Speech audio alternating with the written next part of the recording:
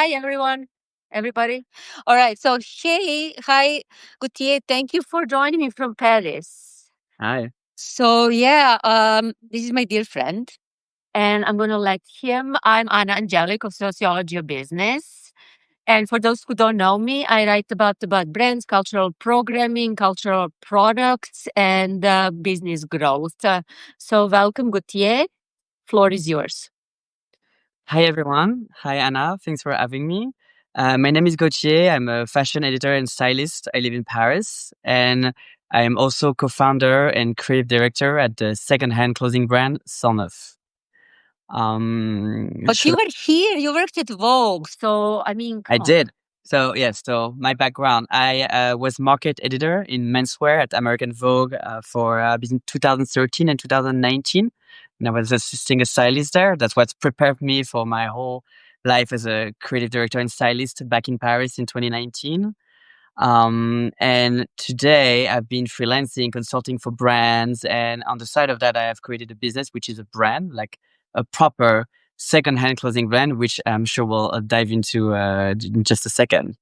Just a second, but I want to quickly go back how you and I met, actually, which is not that long ago. I mean, online, yes, for a long time, but it's actually a very unique labubu that Yeah, does that went perfectly with your Ralph Lauren bag. So we all owe to labubu. But first, why I fell for your brand was actually because what makes it unique is that you're doing something very smart, which a lot of secondhand brands don't do. And those who read sociology business know that I don't write a lot about collecting and secondary marketplaces. You provide multiple units of the same style, which is where your styling background comes in. So let's dive a little bit deeper. Why is that good, both for customers and for brands? sure. So when we created a brand, we obviously wanted to use secondhand fashion as like a primary source of business because we came with a sort of constat that there's so much clothes in circulation right now. We don't need to produce any more clothing. This is not the answer, and definitely part of the problem. So what can we do? Let's reuse what's at in our hand. And we didn't dive into upcycling or changing the garments because we were very much into that philosophy that you just need to present the garment in a different manner, which means going through a dry cleaning process and then being sold out in very good store, very chic, to good visual merchandising. So the people realize that, oh, secondhand is not so much thrifty as we know it. And we really wanted to, our mission was really to sort of convert a maximum of people that nowadays, let's say they're all like UPs or like 30 plus, have a certain revenue and want to just consume better. They just didn't have that answer. And some of them still think Uniqlo is eco-friendly because, Uniqlo is very good for the image. So at some point they were like, okay, we're done with Zara, we're done with this, we're never going to go to Shein or we're not going to do a Primark. But secondhand is giant market. I don't know what to do with it. The market is completely exploded. I need help. I need direction. And budget-wise, it's good. And then we're like, okay, well, we just need to accompany these people digitally and physically and take the thrift out of the thrift and put it into the department store or store. So that's what we did. And then the general idea of our company was basically to do, okay, people want direction. I'm a stylist. I have all two co-founders. They're amazing, of course, but how can I bring my experience onto the field? And our first thought was like, okay, what's missing today is a clear vision on what the product is going to be when you enter a thrift shop. You enter a thrift shop, it smells, it's messy. It's going to be, mono product. So you're going to have a rack of like a Hawaiian shirt and like wool coats or like leather jackets. But not only people don't really know where it comes from, they don't really know if it's been cleaned, they don't know all of these things. And we wanted to be full transparent on one side on the cleaning process, how we source. And on the other hand, we just wanted to be like, okay, we can have 4 collection per year, exactly like a first-hand, like luxury or like, luxury premium brand. The only difference is that instead of like manufacturing those products, we're going to source them. So my co-founder is an amazing merchandiser. And once I make my mood board and I make, my collection theme, for example, this season is all about tartans, Prince of Wales, Houndstooth, Sprint, like checks in everywhere. We actually call it, let's get the check. And then once we have that direction and I sort of tell her, okay, this is the key silhouette and the key pieces we want to get, she's going to tell me exactly like a first hand clothing brand. Okay, then we need to source this item, which is a miniskirt, this item, which is like, an overcoat, this item, which is like a blazer, single breasted, double breasted, depends on the collection. And in the color scheme that I define in the print, which we'll talk about like tartan and everything, she's gonna tell me we need 33 extra small, we need 70 small, we need 120 medium, etc., etc. And the idea for that is to basically have a whole collection planning and a merchandising plan that will allow us to have multiple sizes of product that are very similar. I cannot say that they're the same because it's vintage, so we're only dealing with unique pieces. But the idea is pretty much to source pieces that are very identical, very similar, so that the key silhouette can be reproduced, whether you're a size 30 small, like very small, extra small, or a size extra large, for example. Of course, as you go into the maturity of the collection, like at the beginning and the end, those sources, those stocks, they go right. Like, for example, all over medium are going to go, all over extra small are going to go. But the principle of base that which we created Son of was to offer direction and alternative in every sizes for products that are very consistent and similar. So you start basically from like you start the same as fashion brands start anew. You're not basically just sourcing what's out there. You start from a creative direction, from a team, from a narrative, from a Yeah. store specific for the season, and then you're just like then you source to Yeah. tell that story. Go ahead. Mhm. Yeah, and so the thing is that because I'm really, also like a freelance stylist and fashion editor, I get the opportunity to go to Fashion Week. I'm very alert of what's going on out there, whether it's on the runway or like, in the magazine that I still read a lot and like in the streets. And the idea is for my own imagination and the references that I can get exactly like, a designer would do. I would just get these references, aggregate them together and feel like, okay, we have seen a lot of that tartan, a lot of that square things everywhere. Let me market it. But the thing is that I can market it in 3 weeks because our time to market is also 21 days. So when Barbie came out, for example, the movie, we were thinking, oof, that's going to be a hit. Why don't we do a Barbie capsule collection? In 2 weeks, I had 2 racks of like metallic and, that fuchsia, that like crazy pink energy and on and on. So that's really a flexibility that first-hand clothing don't have because not only they need to advance all that production time, and they also cannot afford a mistake. If my Barbie capsule collection of like 70 pieces is, a failure, well, I can always keep the pink, put it somewhere else. I can always keep the metallic and keep it for Christmas. You know what I mean? And the stock, because it's already vintage, that's seasonal, but it has still the same, a better, greater value. I can always reuse it, which is kind of wonderful. And that, fashion is sort of like cyclic as we know it. So, it's very different than let's say Saint Laurent look that you're going to see on the runway, it's going to be talked about, it's going to be everywhere. In 3 years, is it going to be still valuable? I'm not sure. Whereas the Yves Saint Laurent jacket from the 80s right now is very valuable because it's, a testimony of time at that time, that specific time that you don't find anymore.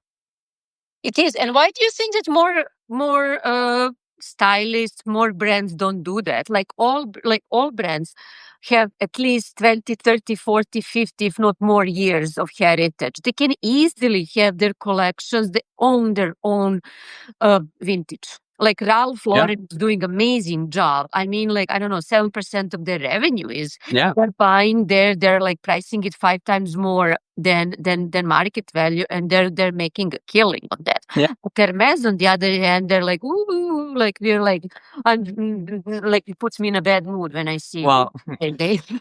well, that's the But thing. Like, yeah, sorry. Like the thing with Ralph Lauren is a good example because, as you said it yourself in the past, Ralph Lauren has based their whole brand culture and legitimacy on the heritage brand. It's not like a trend brand. They have their key items, they have the key silhouette, something they can really market and you can really identify. So in a way, if you tomorrow go on Vintage Star Collective and looking for something Ralph Lauren, whether it's from like 10 years ago, 30 years ago, it's the same design in a way, same, I don't know if it's the same quality, but it's the same spirit. And that's why people are going to invest. So Ralph Lauren was super smart in getting all their stock and like selling it because they were also fast enough to do that. Because they realized, okay, people are going to sell our stock way cheaper than they should. And also we're going to lose a lot of revenue from that. Ralph Lauren did well, but there's a lot of other fashion brand, and I think which is like premium luxury or luxury even. I'm always thinking about Isabelle Marant. I love the brand, but I'm also thinking like these brands when they launch vintage, their own secondhand platform. I think it was like right after COVID, so like 2021. What they did basically was to get your clothes back in exchange of a voucher. And I know that GM Western also did that to refurbish the shoes, which in theory is a great, I mean, it's great that they're already thinking about it because not everybody does it. But for me, if I put myself in the shoes of a customer, if I'm selling my Isabelle Marant, it's not necessarily to buy more Isabelle Marant. That's today super expensive, like any other brand, every market, every is very expensive now. Maybe I want money.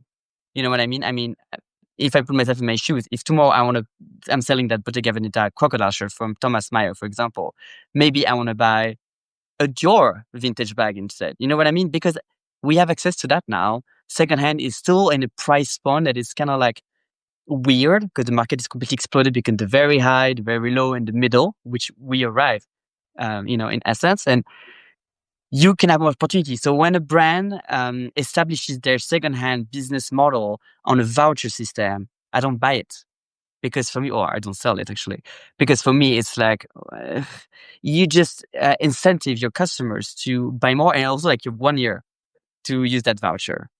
And I'm like, okay, well, maybe I don't crush on anything, and maybe that's not the purpose of secondhand. Maybe, and now Ralph Lauren doesn't do that. I mean, I don't really remember how Ralph Lauren actually does it, but they probably give you a little bit of money.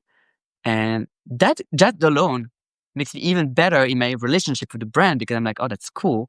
And I want to invest a little bit more on your second hand because I might have actually a better deal and it's authentified and blah, blah, blah. You know? Yeah, yeah, yeah. And then where can people find you? Because you do sell in department stores and you Yeah. do sell online. And the way you sell is you actually offer mood boards and you put the looks together. Because what I find is one, I don't want to say obstacles because that's not the right word, but people lack inspiration. When they Yeah. buy vintage, they're looking for specific products. And those specific products, they're like, oh, I really want, I don't know, Chanel bag. They're like those best sellers. And Yeah. I think it's almost like an impediment for more people buying vintage because if you put like the entire outfit or a mood or a style Yeah. together, more people will want to say, hey, I really want that look that I Yeah. just saw on a runaway, but I can get it for less. Getting for less is not the only motivation. It can be Yeah. one of the motivations, but as you said, there is quality is there, the great shapes are there, silhouettes are there, but people don't Yeah. necessarily know how to put the looks together or they're like inspiration. Yeah.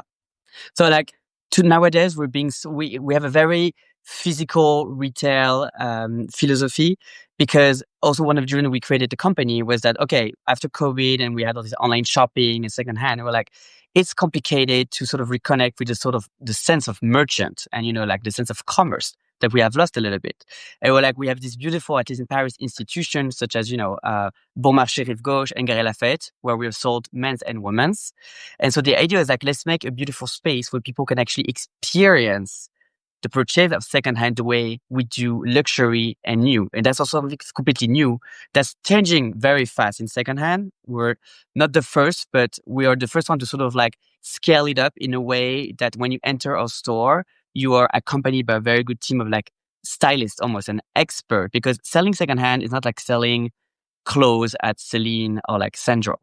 You sort of need to know shape. You need to know how to associate something that's from like the 90s to the 2000s. And again, it's unique pieces. So there's not a playbook. You need to be very alert and you need to have an eye, basically. You need to be a stylist. I'm a very good seller when I go to the shop because that's my job. My job is to dress models or like talents for cover for magazines, from like from like a database that is huge, like, like runway collections. So you pick pieces together and you make it. When you come to us, it's also the reason why we wanted to create a brand and not, just do like a buy and resell platform such as like this Jar Collective and Vinted, is because we wanted to give that creative direction and wanted people to be able to come and purchase a whole vestiaire. I call it vestiaire, like wardrobe, vestiaire in French. But so the idea is like you'll be able to come to us and dress for like noon or midnight. That could be the same look. But, you can buy a blazer, you can buy pants, you can buy all the essential of like the classic wardrobe.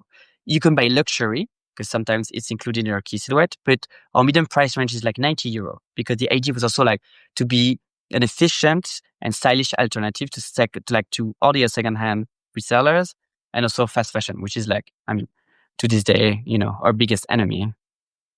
It is. And also the other thing that I want to go in, because I've seen like a lot of AI Yeah. spaces that are saying, like, that are specifically going into secondhand, and they're saying, hey, like, find me, I don't know, Armani suit from the 80s or something like that. And with Yeah. this, more than anything else, for me is like, oh, but I want a specific mood. I want a specific kind of point of view. I don't want to just Armani suit from the 80s. It has to Right. be a summer suit, and it has to be Milan, and it has to be like how those people lived in Yeah. the 80s, the lunch they went to. You have a specific image Right. in your mind, and you have Yeah. this, that entire archetype, that entire, you dress for a mood. And Yeah. so how do you see your role? Because as you said, you're a stylist, and those Yeah. AI services really want to kind of personalize that Yeah. shopping. How do you see, like, I think there is a giant opportunity for you to combine that data crunching at scale with your sort of mood boards and really understanding, because as you say, you have eye, you have knowledge. When you see a person, you know what they don't know yet that Right. they're going to like in coming into that space. How is that space going to shape up then?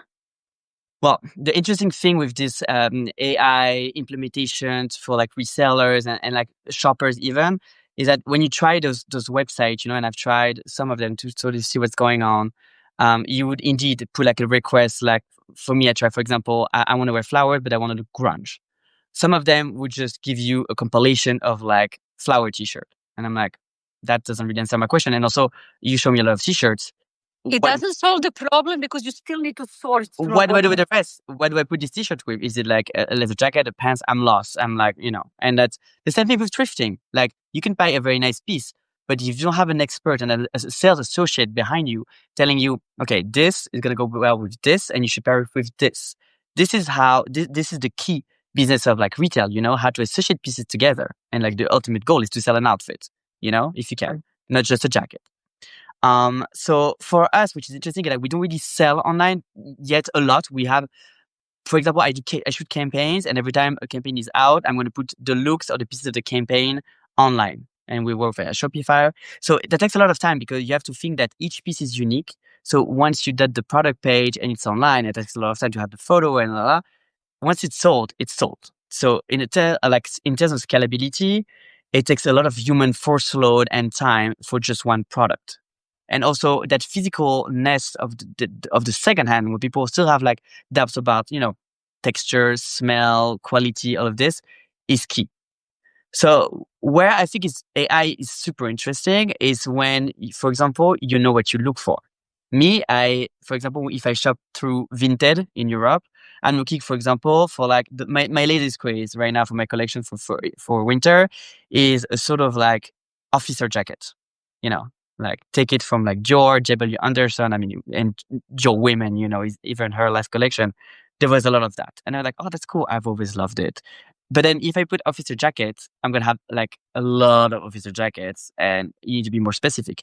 But after time and time, Vinted is going to go my shopper algorithm and it's going to understand that, okay, if I like that, then maybe I'm going to be sensitive to brands like Agnes B, or maybe I'm going to love Denim and Supply at Ralph Lauren, not Ralph Lauren, but Denim and Supply was doing a lot of these jackets.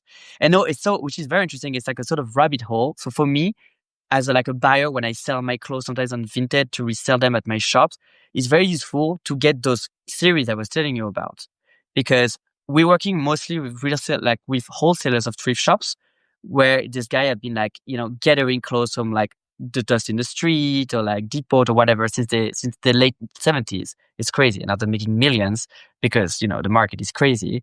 But then when you go there, it's already organized. When you do handpick, you're gonna buy like Christmas sweaters, Angora sweaters, Norwegian sweater. We're gonna get a lot of Norwegian sweater. The thing with the little metallic hook that you put like this. I'm getting a lot of these because like It's that's fun. amazing. I mean, yeah, can't It's wait. fun. Where can I get them? Tell people where they can get that. Well, they can get that online pretty soon, but Gary Lafayette, men's and women in Paris. Are you sending that to department stores? Put in the message exactly where your website is and Instagram. I put it there. I don't know how to write a message on this, but I can do it later. Um, but yeah, so that's the thing, and that's how we create this series. And the thing is that when you go to a shop, it's not just going to be leather jacket on a rack and then wool coat on a rack. I am going to use my skills as like, not only retailer, but also like personal shopper.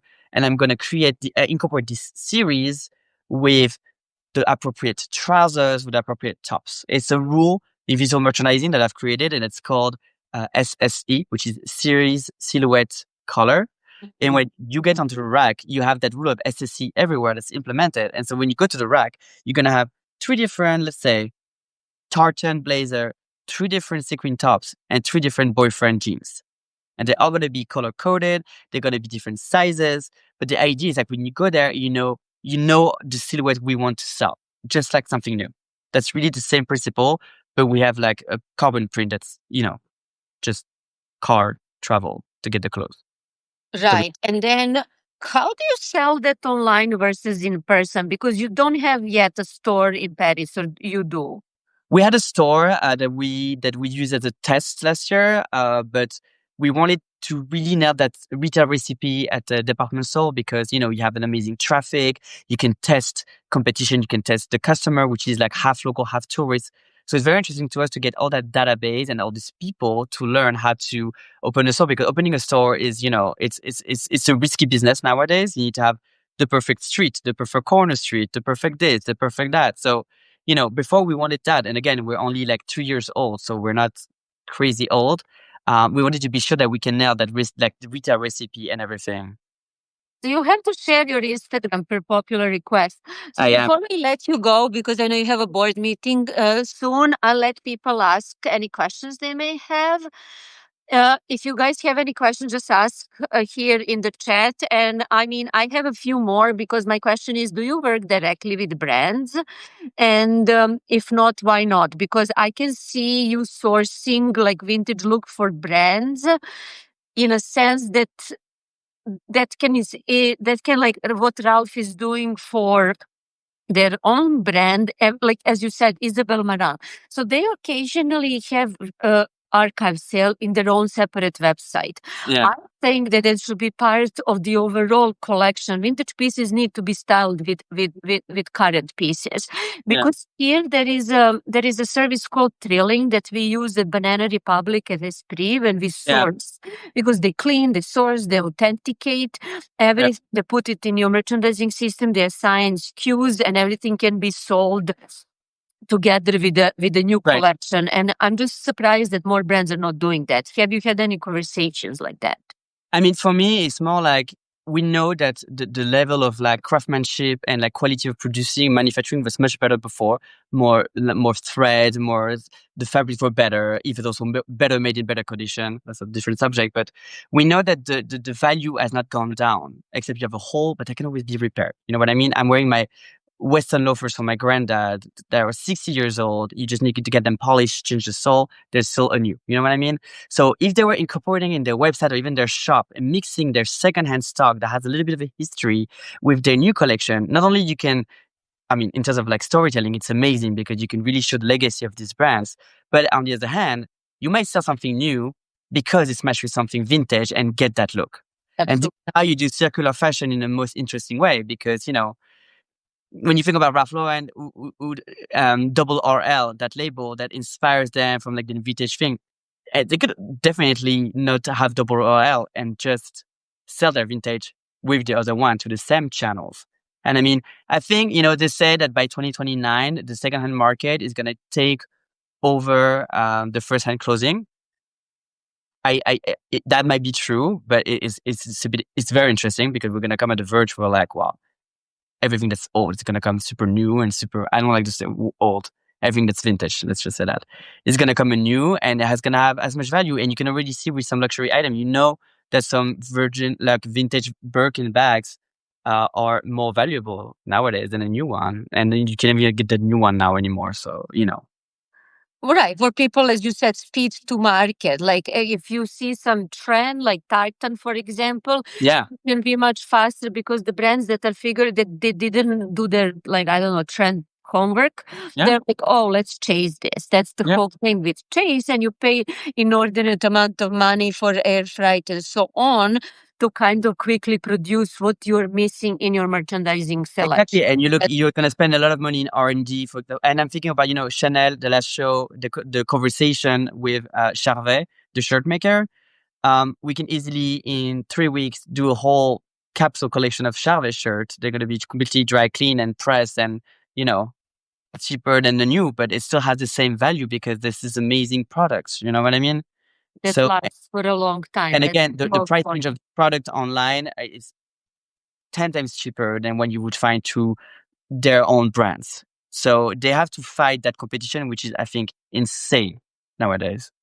It is. And I do think that the market is going to self correct itself, unfortunately, Yeah, because then vintage is going to become more and more and more expensive. As you say, like I saw your Instagram posts, stories from Monday yeah, when you went outside of Paris in those sourcing facilities, and yeah, so, and you say they're making million now because demand is just so high, and they yeah, cannot demand like really, really high prices. Because I know when I saw like those banana and esprit yeah, like for example leather jackets from the 80s, they're like Prada quality now, yeah, literally Prada quality now. When you touch that leather, that stuff can last for next 50 years and beyond, yeah, and yeah. be worn every day. So I just see that you have a fan in Mexico City, just so you Nice, know. nice, Olaf. So, thank you so much for joining. I mean, when are Thank you you, gonna Anna. come to New York? And make sure to put in, please, Yeah, your website so people can find you. And I would love to see the Christmas collection, the holiday collection, and the winter collection. And make sure to, like, like fake fur or real fur that is not killing anyone. That is basically just yeah.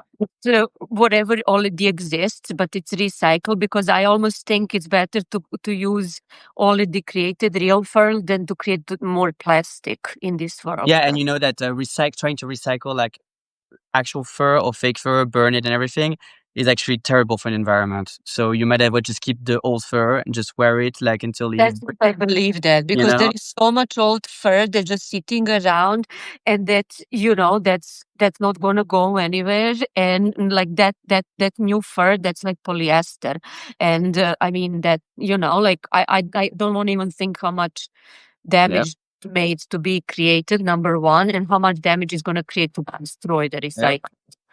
yep. So, I'm pretty much good with that. well, this was wonderful. Anything else that you want to add? And I mean, I can't wait.